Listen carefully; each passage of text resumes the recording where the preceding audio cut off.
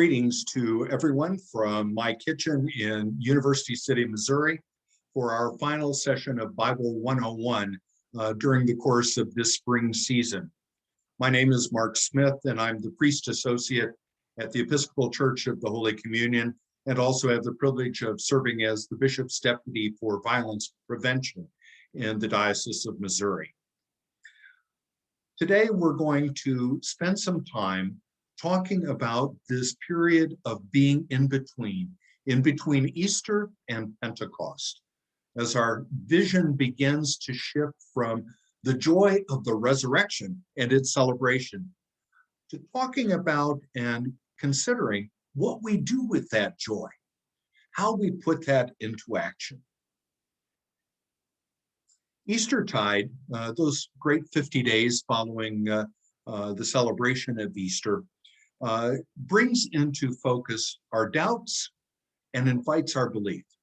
Consider that for a moment. From the very first morning of Eastertide, we're greeted with Mary Magdalene encountering the tomb and wondering where Jesus has been taken, doubting that he could have possibly arisen. We find the disciples, Thomas in particular, needing to put his fingers into Jesus' side and his hands to remedy his doubt. And even the travelers who accompanied Jesus on the road to Emmaus also had their doubts. But each of those snippets of early engagement with Jesus not only address the concept of doubt, but invite our belief. Jesus is in fact raised from the dead and present with us even today.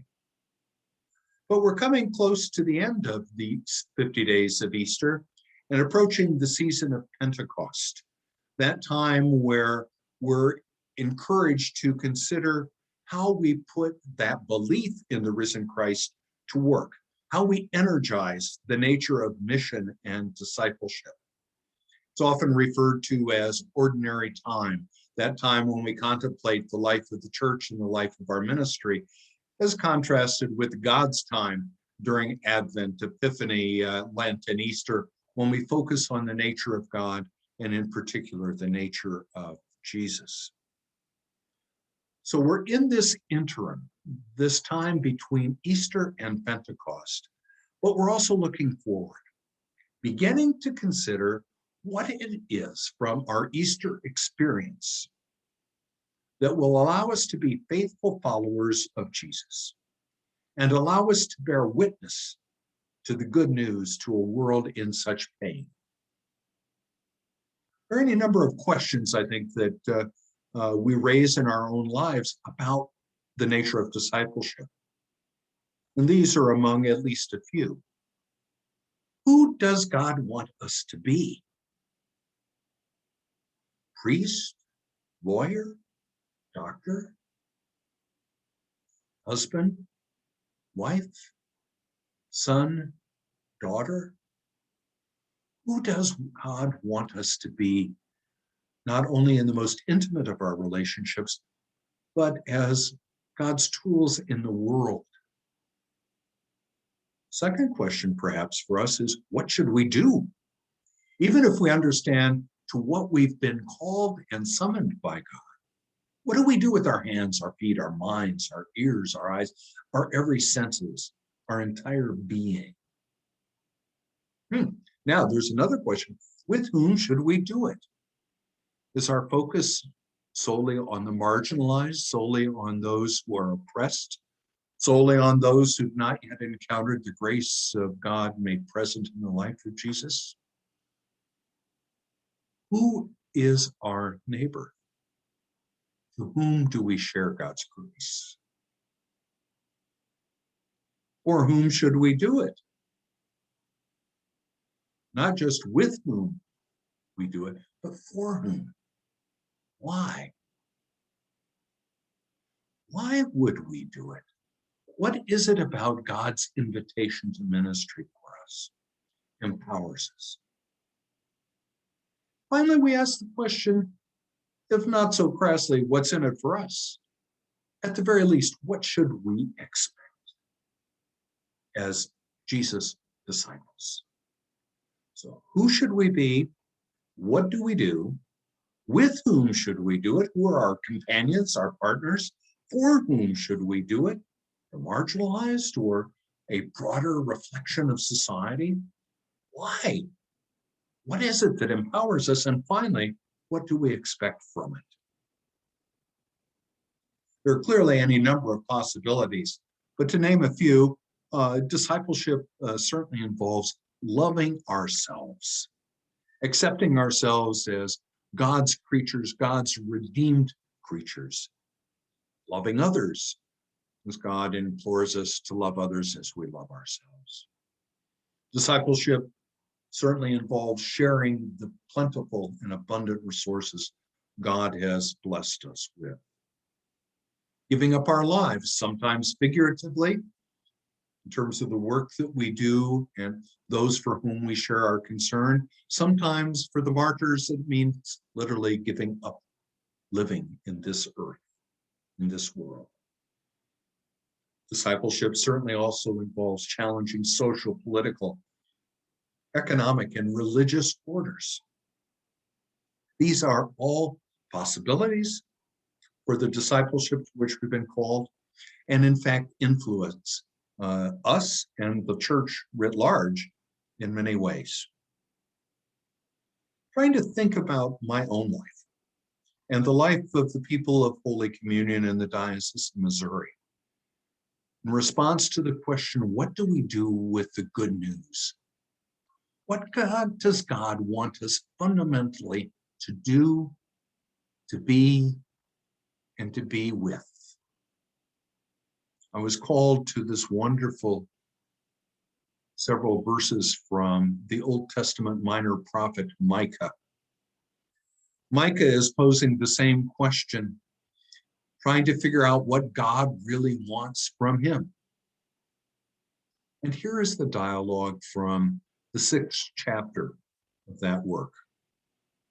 With what shall I come before the Lord and bow myself before God on high? Shall I come before him with burnt offerings, with calves a year old? Will the Lord be pleased with thousands of rams, with 10,000s of rivers of oil? Shall I give my firstborn for my transgression, the fruit of my body for the sin of my soul? And the response is, he has told you, O mortal, what is good. And what does the Lord require of you? But to do justice, and to love kindness, and to walk humbly with God. So in searching for what God would want, we discover that it's not ritual, it's not sacrifice.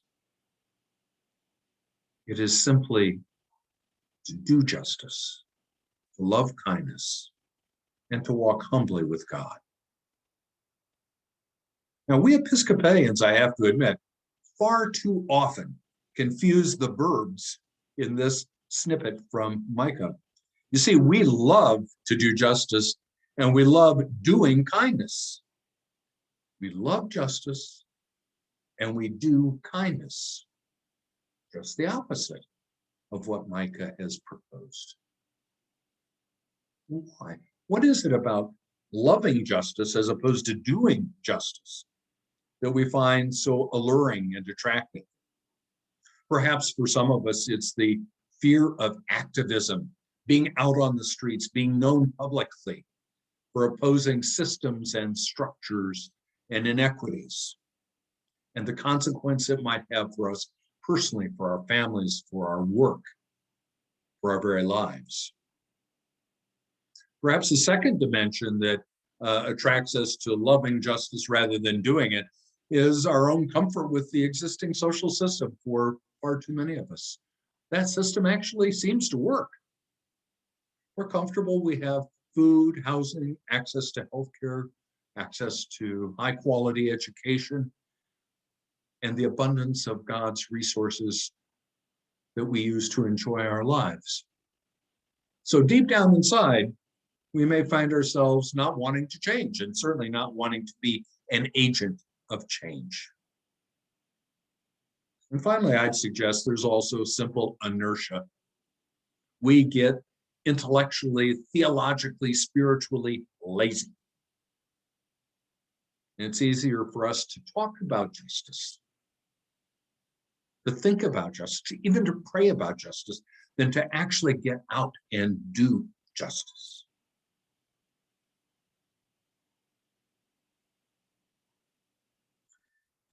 The second part of Micah's exhortation is to do kindness. Actually, in Micah's exhortation, it's loving kindness, loving mercy. Doing kindness is what we find attractive.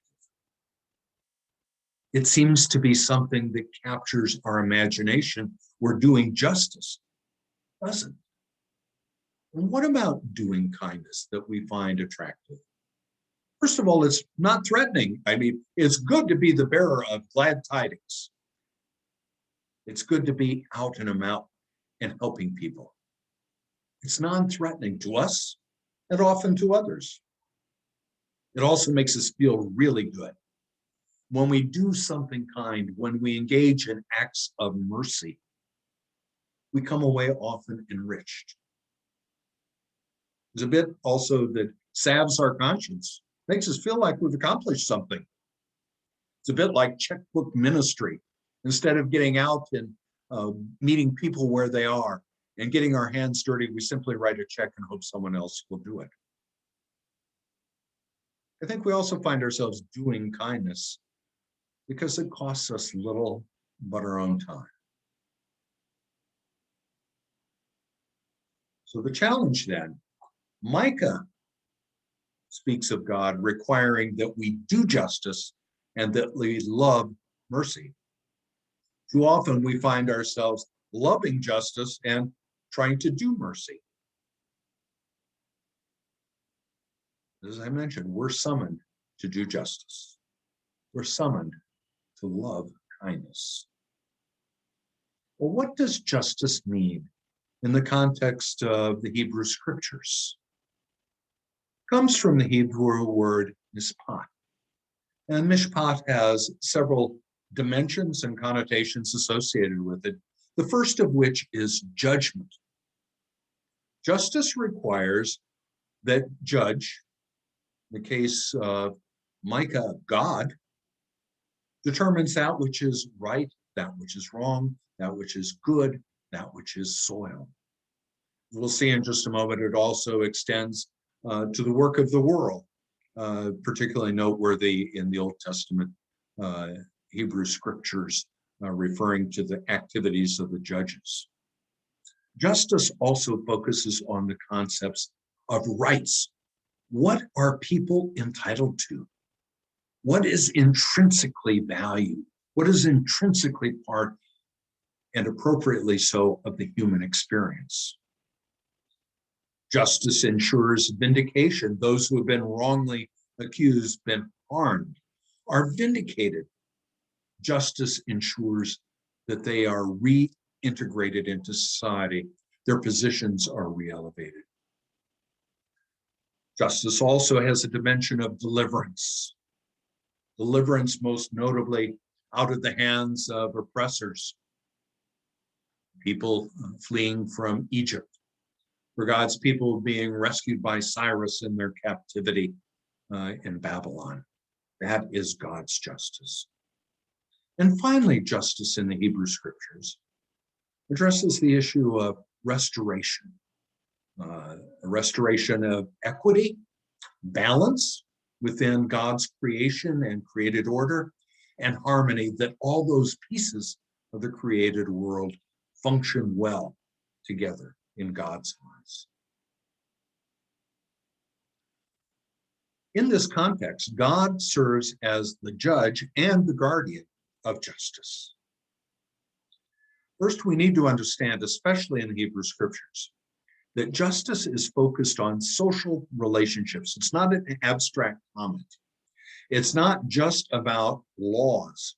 It's about the way in which laws are implemented. not only between human beings, but also between human beings and God.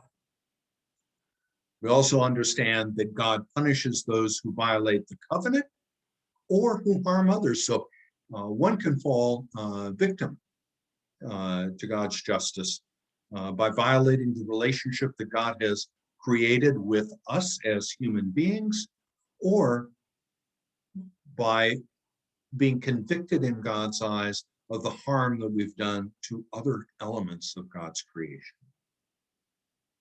I think it's also noteworthy in the context of justice that we understand that punishment extends beyond individuals, but to nations. So not only can we personally be held liable for our unjust action, so can nations be held liable. And consequently, we can envision, and appropriately so, that justice is remedied both by personal punishment as well as by military action as the tools of God's justice. And if there is no more important takeaway from the passage from Micah, it's this last point. God's expectation of us is not personal piety, but a righteous and just life. And as Luther and Paul would argue, if in fact we are righteous and lead a just life, if we welcome and have accepted the gospel of Jesus Christ, that will become our piety.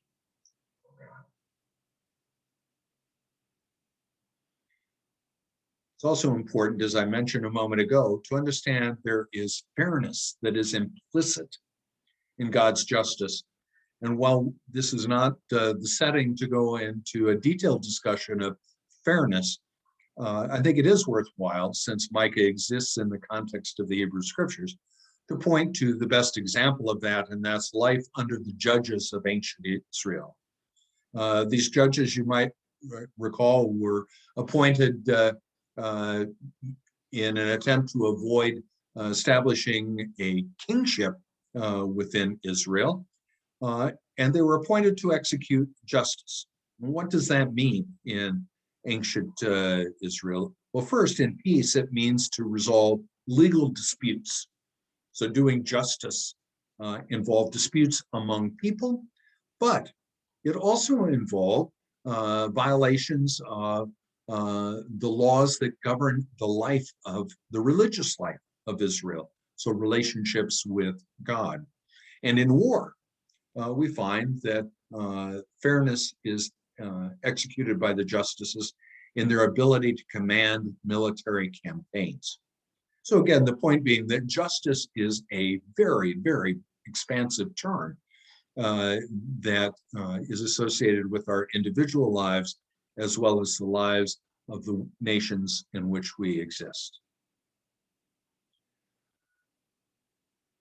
Perhaps the most profound of the exhortations that undergird the call to justice is the special call for the poor.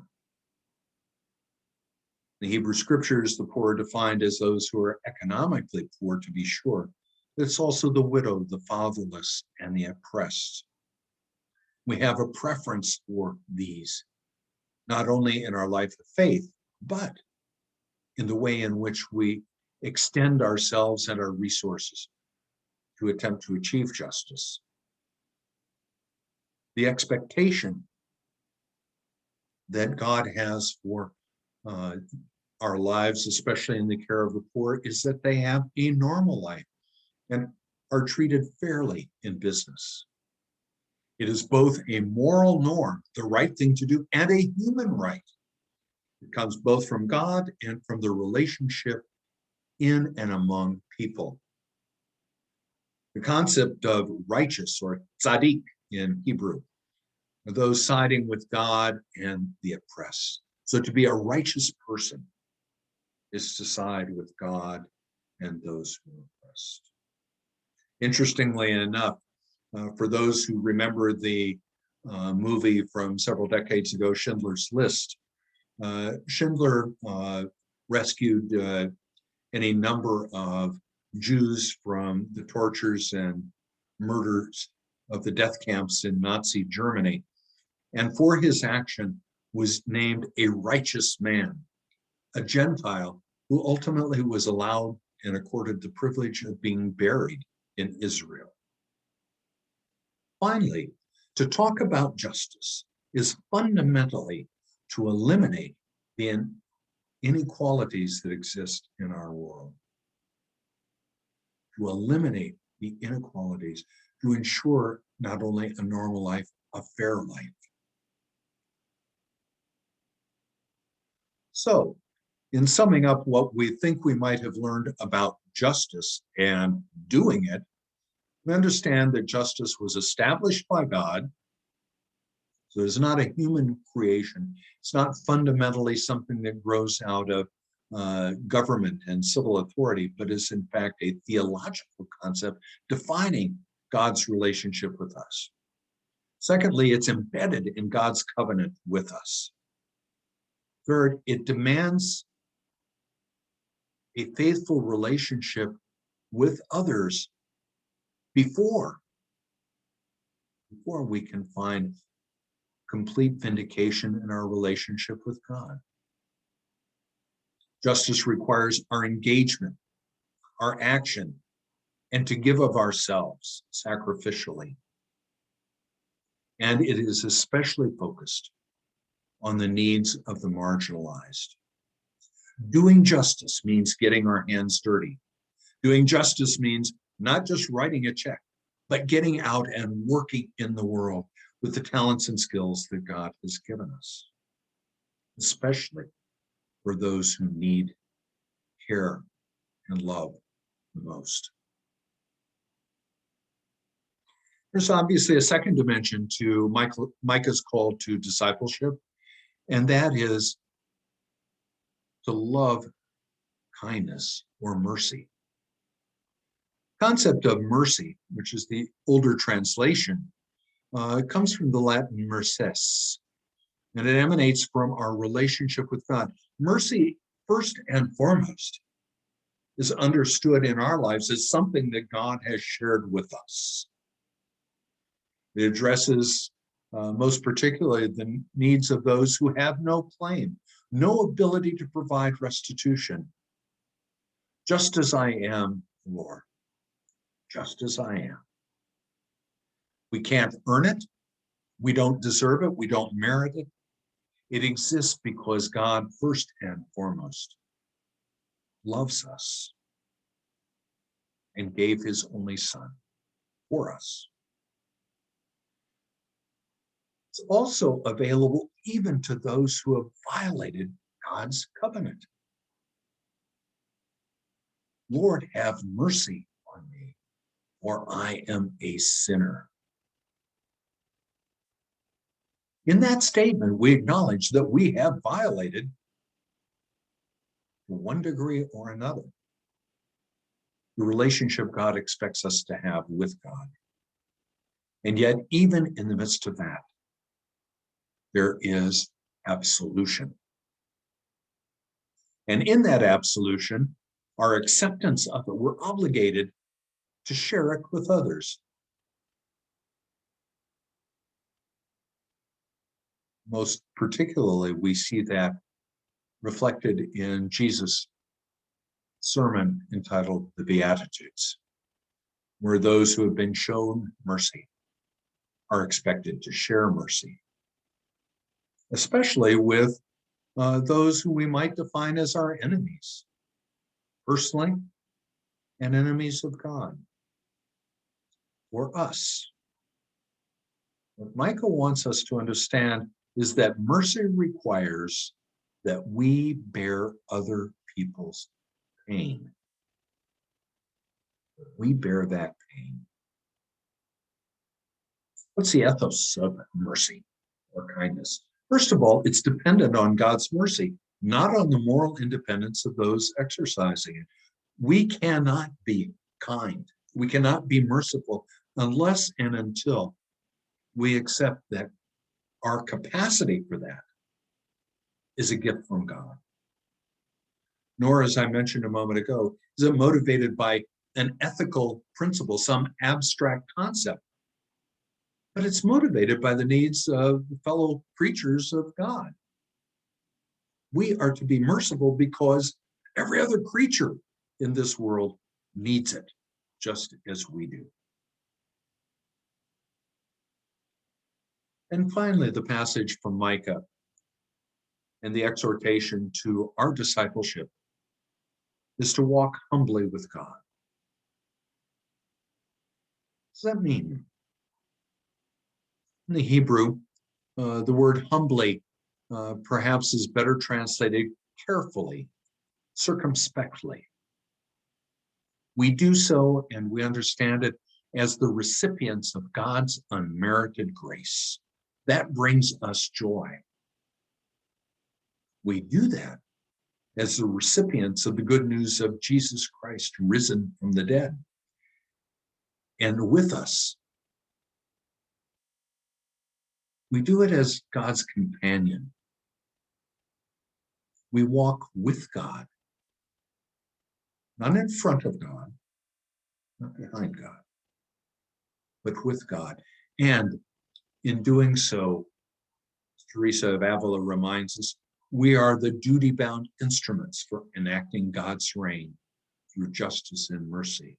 We are the hands, the eyes, the heart, the ears, the feet that reflect Jesus in this world. There's much for us to consider as we prepare for ordinary time, for the season of Pentecost and an exploration of discipleship in all its many dimensions. But I'd like to suggest for our conversation that we consider three questions. First, how do you engage in doing justice? What inhibits you? And what might empower you to do justice? Second, how is kindness or mercy reflected in your life and discipleship? And what most challenges you in sharing it? And finally, what does it mean to you and in your life to be God's companion? Thank you for the opportunity to share some thoughts with you today. And I look forward to our conversation during coffee hour on Sunday, beginning at 11:30 Central Daylight Time. Take care and God bless.